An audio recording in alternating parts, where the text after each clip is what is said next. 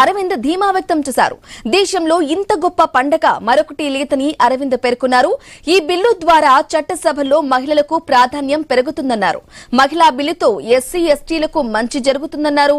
మహిళా రిజర్వేషన్లతో పారదర్శకత పెరిగి అవినీతి తగ్గుతుందని ఆశాభావం వ్యక్తం చేశారు. మహిళా బిల్లును రాజకీయం చేసేందుకు విపక్షాలు ప్రయత్నిస్తున్నారని మండిపడ్డారు. బీసీలను అనగదొక్కేందుకే కాంగ్రెస్ అంటూ విమర్శలు గుప్పించారు. ఇక తెలంగాణ బీజేపీలో గ్రూప్ పాలిటిక్స్ పై అరవింద్ ఆసక్తికర వ్యాఖ్యలు చేశారు. ఎంపీ లక్ష్మణ్ తో తనకెలాంటి గ్యాప్ లేదన్నారు అరవింద్.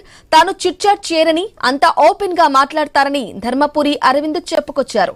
తెలంగాణ ఐకాన్ అర్మూర్ ఎమ్మెల్యే రాకేష్ రెడ్డి అంటూ ప్రశంసలు కురిపించారు. రాకేష్ రెడ్డితోనూ తనకెలాంటి గ్యాప్ లేదని, ఆయన సోదరుడితో సమానమని చెప్పుకొచ్చారు. ఫైనల్ గా 2029 ఎలక్షన్ మనము మహిళా సంఖ్యలో లోక్సభలో కానీ అసెంబ్లీలో కానీ 33% మహిళలు ఉండబోతా ఉన్నారు. దీనికంటే పెద్ద సెలబ్రేషను దేశంలో ఏమీ ఉండజాలదు. నా భూతో నా భవిష్యత్తు అన్ని చట్టసభల్లో మహిళలు రిప్రజెంటేషన్ గణనీయంగా పెరగడం. This is going to be a big transformational reform in Indian democratic process.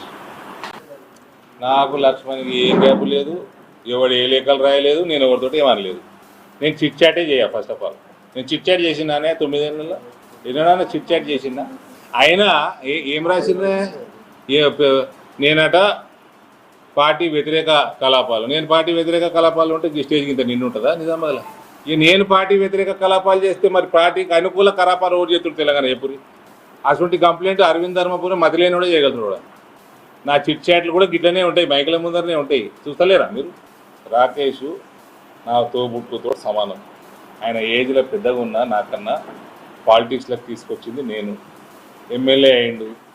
MLA అయినప్పుడు రాకేష్ గారికి ఓపెన్గా నేను సలహా ఇస్తున్నాను. నా సోదరుడు ఆయన Rakesh Reddy is an icon in Telangana. పని చేస్తున్నాడు కాబట్టి, మాట్లాడే సత్తా ఉంది కాబట్టి